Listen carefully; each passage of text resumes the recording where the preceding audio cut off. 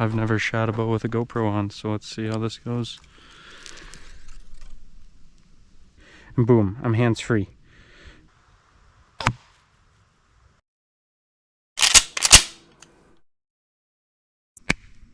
Hello, welcome back to Wads and Waders. In today's video, I thought I would bring you guys along as I prep for deer season here. It is August 9th, so we are 5 weeks out from opening day. Probably not going to do a ton of early season hunting for deer this year, but figured it'd be good to get everything out, start shooting the bow a little bit, make sure everything's still looking good. So yeah, we're gonna go through my standard things just to make sure everything's in order and ready to go out in the field. So I guess it'd be easiest to start with the most important bit of equipment, and that would be the bow. Haven't shot this thing at all this year, I don't think. Maybe I shot it a little bit in January, but so I'm just gonna get her out here and we're just gonna look at the cams, look for any rust going on, make sure everything's still solid. Oh, I forgot I had this little phone mount on here. Just making sure everything still looks good. Doesn't look like I got any rot going on. This was stored indoors in a pretty protected spot. So the next step is going to be to wax the bow. Basically all you're doing is adding a protective wax coating anywhere. My strings actually look pretty good. A lot of times you'll see them fraying a little bit or whatever, but just going to take a real little bit of wax, rub it right on the string, and then take your finger to work it into the fibers of the string there. Get a nice close-up of this. So I'm just putting some wax on there, and then I'm just working her in there. I'm just going to do that anywhere that there's bare string. You don't want a bunch of extra hanging on your string, so just start with a little bit and work it in good. You might even just have enough on your finger after a little bit to do a little bit of work in there. Just to help waterproof your strings a little bit and help them last longer. This bow hasn't been restrung in, I don't know, never. And I've had it since I was like 12. Alright, now that we're feeling good about the bow, I've just got this, I don't know, $50, $60 target from Cabela's, I believe. I'm a big fan of these targets as opposed to the more traditional ones. These, they really are light. This thing's probably, I don't know, 5-6 pounds. It's always an exciting moment slinging the first arrow of the year.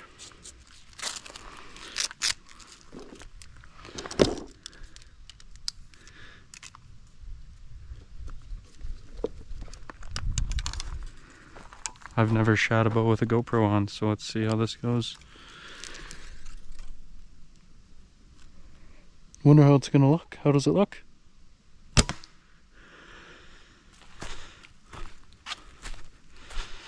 Look at that. So get some shots up. Make sure your pins are still looking good.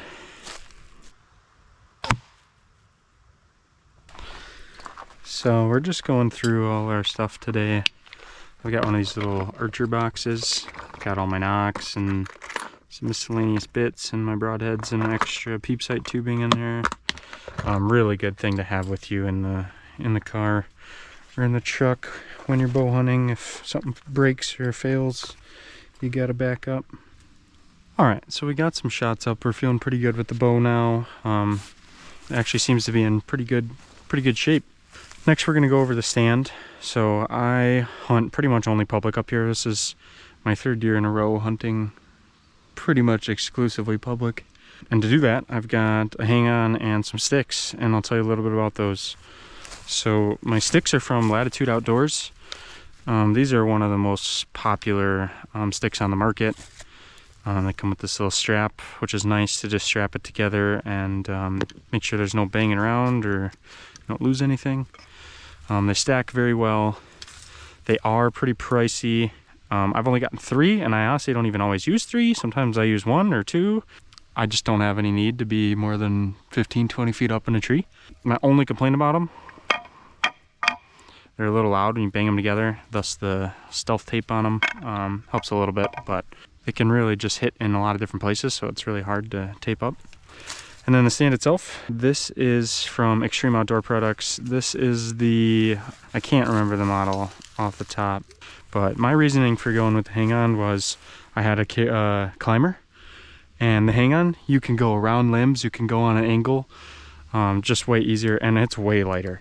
The sticks are, I don't know, a pound and 1.18 pounds or something like that. They're so light, and the stand is 12 pounds. I think my total setup here is 13 pounds, somewhere around there. So very, very manageable, and everything goes right on my back, and then I grab my bow and walk in the woods. It's that simple. So I'll show you a little bit how this system here works. So my bottom stick has this aider on it, which just helps me get a little bit further off the ground. So you just walk up to your tree, unravel, and then you're just gonna wrap around, and you're gonna want to kind of just get that rope up a little bit, because it will sag and set a little bit as you put tension on it. I'm just gonna wrap this up good, set it, just give it a little scrunch down, and then boom, I can put my foot in here, and boom, I'm up. I always wear a harness, mostly honestly, because it makes getting in and out the tree a lot easier. So I use a lineman's rope,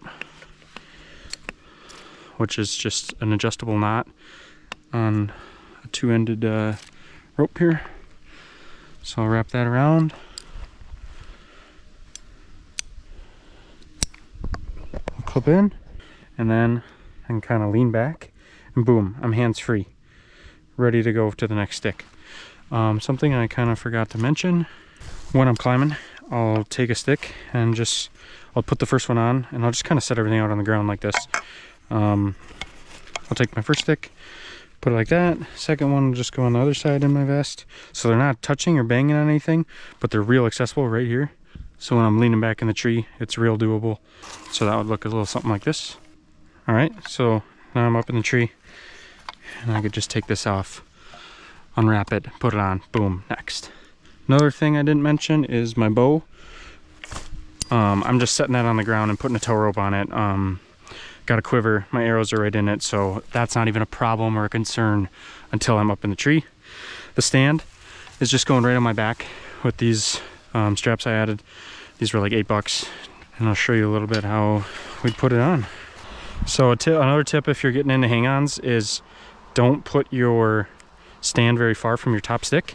I keep my straps, I have 2 cam straps for this stand. I just keep one in each pocket on my vest. That way I always know where they're at. And my trick is to take the side that's not fixed. See how this side here is fixed and this side is adjustable? Take your not fixed side and throw it around. It's actually easiest. Sometimes I'll just dangle them on my straps here. And then I'm taking my stand off my back. So like I said, I'll put the adjustable side on the back here. I'll reach around here, and I gotta loosen it quite a bit. And once you get it on there, it's a lot easier to cinch it down. So just worry about getting your straps on. Get a little lined up.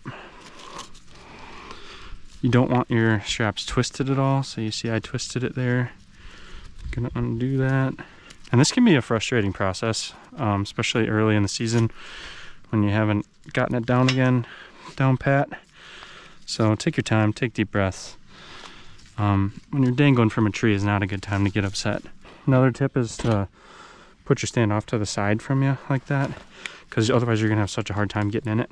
So the first time of the year, it might take me 10 minutes to do this, especially when it's warmer and I'm sweating, bugs are getting you. You can see I got it there. So next, you just put the platform up, and you're gonna tighten it down. Just kind of pull your straps up, make sure they're not overlapping or anything goofy.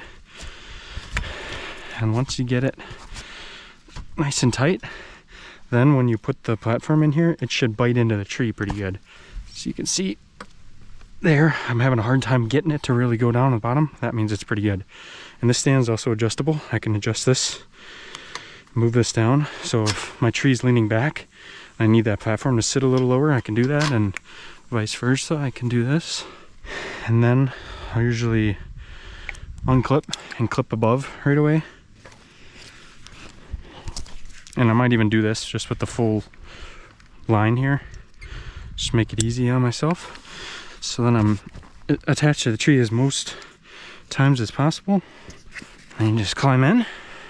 And then what I'll do, first thing, get my line up here good, attach to that, and tether in and with my actual back strap here, one of these clips.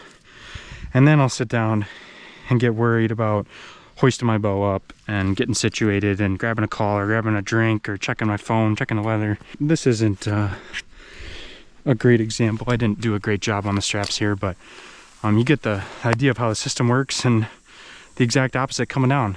Get down on the step, take the straps off, and I'll even pop a strap and just kind of leave them attached to the stand like that. So I'll pop them like this, and then while I'm up in the tree, I'll just hang on to this and lower the stand down to the ground and wrap everything up and do all that on the ground.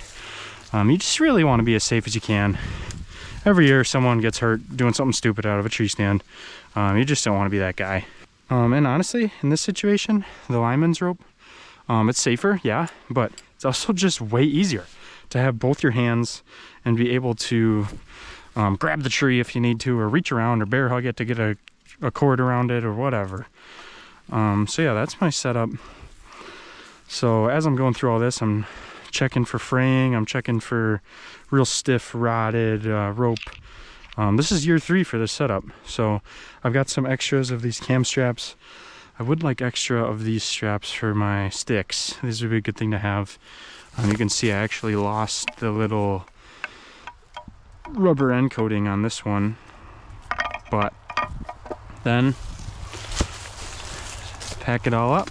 I'm just taking my sticks like this, setting them on my stand good there where they line up. That's another good thing about these sticks. They seem to work well with pretty much any hang-on. You could use them for saddle too, of course. So then I'm taking their little strip, pulling this tight, and that's not going to rattle while I walk out of the woods. And then, like I said, then I just have to carry my bow. And if I shoot a deer, honestly, I'm walking all this back to the car and then worrying about dragging the deer with a rope or whatever later. That's it. That's the setup. Of course, I'll have a rangefinder, binoculars, scent control, camo, hand warmers, a doe call. I'll bring other stuff with me, but this is the staple. Pretty much everything else is going on my body. I don't really bring a pack into the woods unless it's going to be a long sit and I want a snack or something. I try to keep it as light as possible because I'm normally not going 100 yards from a parking lot. I'm normally going a couple hundred or half a mile or whatever. But yeah, we're just going through the setup today and make sure everything seems good. We don't need to buy anything or repair anything before the season here, and getting some shots up. It's never too early, never a bad time to shoot the bow a little bit. And we're getting close here. None of the trees are turning yet. At night it's getting cool lately, so I'm hoping that that means fall is close. We are just on the cusp of really getting out there and making some cool videos, doing a lot of cool things. I'm gonna do a lot of things I've never done this year, and I'm filming it all. So stay tuned. It should be a great year. Should get a lot done, spend a lot of time outside, and it'll be a blast. I'm really excited to be more available this year. I really just have set some time aside and committed to spending time outside. So if I can do that, then I'm gonna. So yeah, guys, that's gonna do it for the season prep. I'm still doing some scouting and getting the camera out next weekend and gonna take a little inventory of what's going on and find out where exactly I want to sit. I'm not gonna be doing a lot of hunting till more October, November. A lot of deer hunting, that is. I'm gonna do a lot of other hunting between now and then. But yeah, we're gonna really hit the rut hard this year and see if that pays off.